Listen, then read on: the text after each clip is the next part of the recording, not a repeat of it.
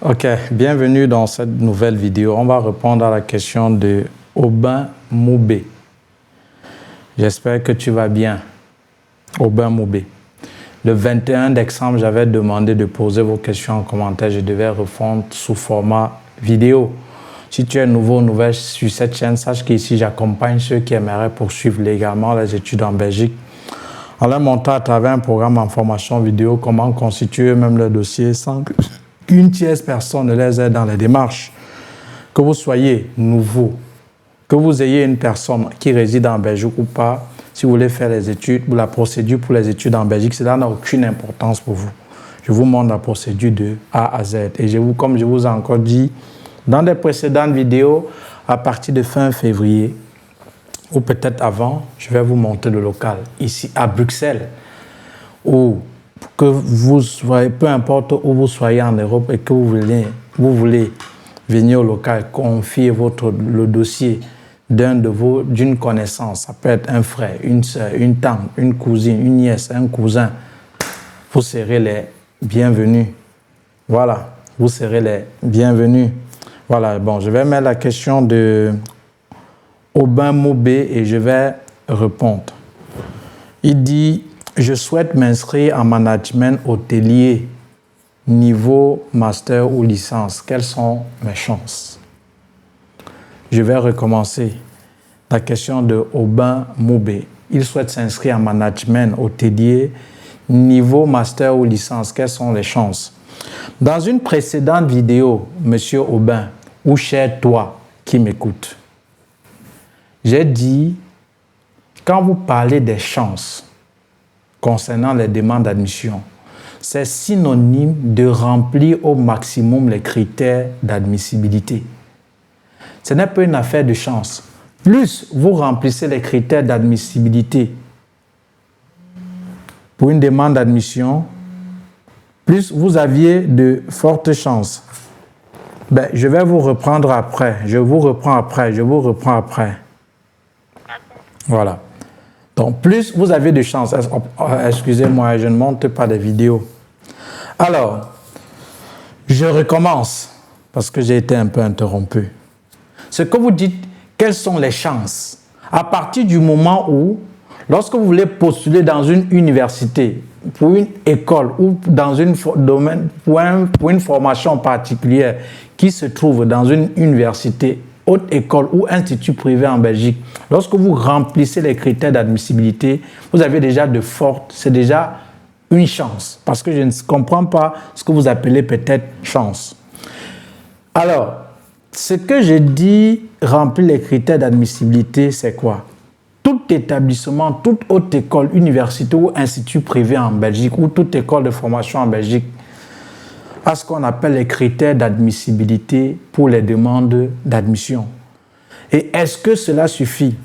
J'ai repris quelque chose que j'avais fait où je vais vous montrer les étapes pour s'inscrire, n'est-ce pas, dans une haute école en Belgique. Si tu considères cela comme chance pour obtenir ou t'inscrire en management hôtelier, ça c'est le cas de Aubin Moubé précisément, alors tu vas voir la procédure. Je vais recommencer avant de sortir le petit format. À partir du moment où vous remplissez les critères d'admissibilité et que vous suivez les étapes pour obtenir une demande d'admission, vous avez de fortes chances d'obtenir l'admission dans cette école-là. Quels sont donc ces critères? Voilà. Je vais mettre maintenant ces critères au tableau. Voilà, vous me connaissez déjà. Hein?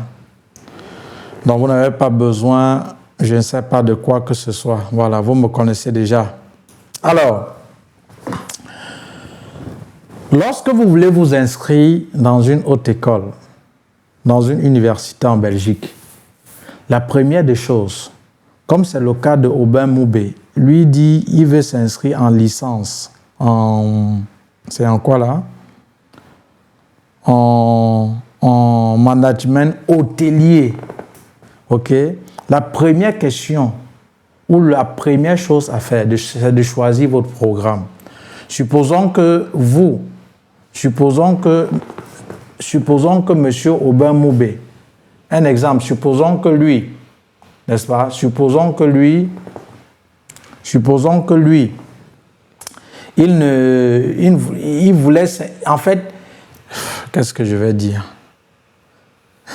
Supposons que lui, en dehors de hôtelier en management, n'est-ce pas, il voulait peut-être faire génie, logistique, je ne sais pas, comptabilité informatique en Belgique. Donc, c'est de choisir donc un programme. Qu'est-ce que tu aimerais faire en Belgique comme étude? Et le plus souvent, je dis, choisis une formation qui a un lien avec tes études antérieures. Parce que le plus souvent, lors de votre entretien à Campus Belgique, vous allez établir le lien avec la formation choisie en Belgique et votre filière et vos études académiques antérieures. Donc, vous allez établir ce lien-là. C'est pourquoi c'est important le choix du programme, donc de choisir une filière de préférence en rapport avec vos études antérieures pour pouvoir être apte lors de l'entretien à Campus Belgique de bien défendre votre projet d'études, puisque la plupart des fois, le visa est refusé. Le motif, c'est toujours lié à Campus Belgique, aux réponses que vous avez données, qu'il n'y avait pas de cohérence entre votre formation choisie et vos études antérieures. Donc ça, c'est la première chose à savoir. Maintenant, la deuxième chose, pour toujours avoir de fortes chances d'obtenir une admission, si c'est ça que vous appelez les chances, c'est de consulter les conditions d'admission. C'est-à-dire, pour postuler dans cette école-là, quels sont les critères? Si on dit par les critères d'admissibilité, on dit peut-être il faut avoir 20 ans, en fait, c'est quoi les critères, les conditions d'admission, les critères d'admissibilité? Ça veut dire, c'est les conditions pour être admissible, pour postuler, pour pouvoir constituer, être candidat, admis dans cette école-là. Vous voyez? C'est ce qu'on dit, consulter les conditions d'admission. Quelles sont les conditions pour obtenir ou pour s'inscrire dans cette filière-là? La deuxième chose, c'est de consulter les dates limites d'admission. Une fois que vous avez choisi le programme, une fois que vous vérifiez si vous remplissez les critères d'admissibilité, parce que si vous ne remplissez pas, c'est inutile. Maintenant, la question est donc de vous poser, alors, quelle est la date limite des demandes d'admission dans cette école-là? Parce qu'il y a certaines écoles, haute école, que lorsqu'ils ouvrent les demandes d'admission, après quelques secondes, tellement on postule, l'effectif est atteint et on ne prend plus. Je vais prendre un exemple parmi tant d'autres, Condorcet. Condorcet, la haute école provinciale de Hainaut Condorcet, ça va tellement vite. Parfois, ils ouvrent les demandes d'admission en ligne. Après quelques secondes, je ne dis même pas minutes, certaines filières sont déjà saturées. L'effectif est déjà atteint. Donc, il est important, une fois que vous avez donc ciblé l'école, si vous remplissez les critères d'admissibilité, vous regardez quand est-ce qu'ils ouvrent et ils clôturent les demandes d'admission pour être parmi les premières personnes à faire les demandes d'admission. Parce que plus vous postulez vite, et aussi vous avez aussi de fortes chances d'être aussi répondu tôt. Et ce n'est pas parce que tu as postulé rapidement ou tôt que tu auras forcément l'admission, non. C'est de faire bien ce qu'on te demande de faire, de bien constituer ton dossier et à temps. Ça, c'est l'objectif. Maintenant, je dis encore, remplis une demande d'admission parce que généralement, ces écoles ont ce qu'on appelle les bulletins d'inscription, les bulletins d'admission qui se font généralement en ligne. Et le plus souvent, quand ils commencent, quand certaines universités, hautes écoles ou instituts privés ouvrent déjà les demandes d'admission, il y a ces bulletins généralement actualisés en ligne. Et après, la seconde étape, c'est de préparer les pièces requises pour l'admission. Bon, une fois que vous aviez ciblé l'école, vous aviez vérifié si vous remplissez les critères d'admissibilité, vous aviez rempli la demande d'admission, c'est donc de préparer les pièces requises. Parce qu'il y a certains établissements, ils demandent parfois le scan de certains diplômes. Parfois, ils demandent des photocopies certifiées.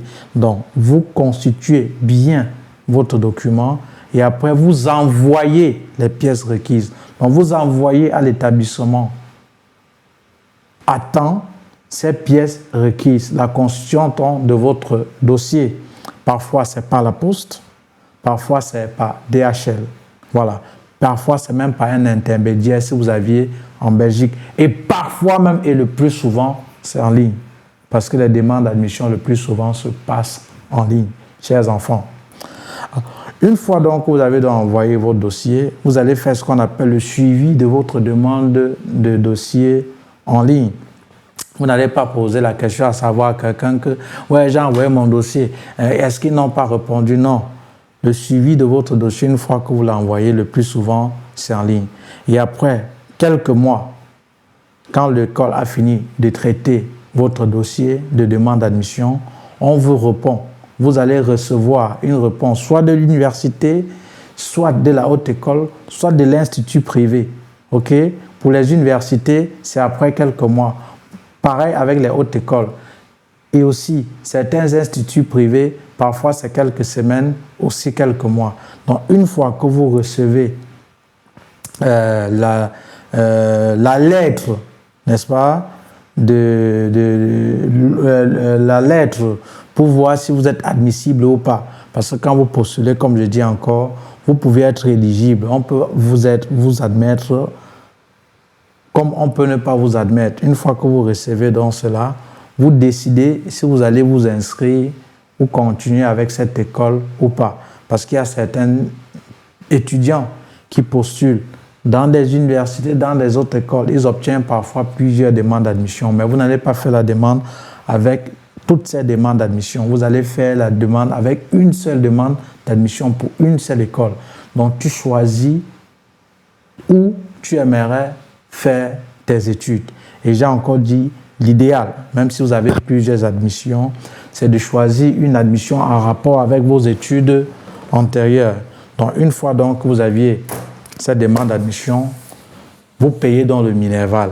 Et généralement, que ce soit les universités, les hautes écoles ou les instituts privés, néanmoins, si en 2025, ça change. Quand vous avez l'admission, le plus souvent, lors de la demande d'admission, on vous demande parfois de payer que les frais de dossier, de traitement de dossier qui sont non remboursables. Une fois que vous payez et que vous avez l'admission, on vous octroie l'admission pour faire la demande de visa. C'est une fois sur le territoire que vous payez le Minerval, qui actuellement, pour les universités, c'est 835 € et qui augmente avec le temps. Et pour les hautes écoles, il n'y a pas un prix fixe. Tout dépend de la haute école ainsi que les instituts privés. Donc, en somme, pour répondre à la question de mon ami là, alors, je vais mettre sa question. Je vais répondre à sa question. Donc, en somme, cher ami, à partir du moment, comme je dis, que vous remplissez les critères d'admissibilité pour une haute école, pour une université, vous maximisez comme ça les chances, vous voyez, pour être admis dans ces écoles-là. Et je vous ai un peu montré la procédure pour faire les demandes d'admission. Je pense que c'était l'avant-dernière vidéo, la fatigue. Je n'ai pas d'énergie, mais je vais finir avec l'autre dernière vidéo et arrêter. Donc, voilà les chances pour, je ne sais pas si c'est ce que vous appelez chance. Donc, à partir du moment où vous remplissez les critères d'admissibilité pour une formation que vous aimeriez faire en Belgique, c'est déjà une chance pour vous. Et avant tout, non seulement c'est de remplir les critères d'admissibilité et surtout de suivre ces étapes pour obtenir une demande d'admission dans cette école-là. Voilà. Donc, partagez la vidéo et on va finir la dernière vidéo et maintenant je vais publier progressivement. Merci, à tout de suite.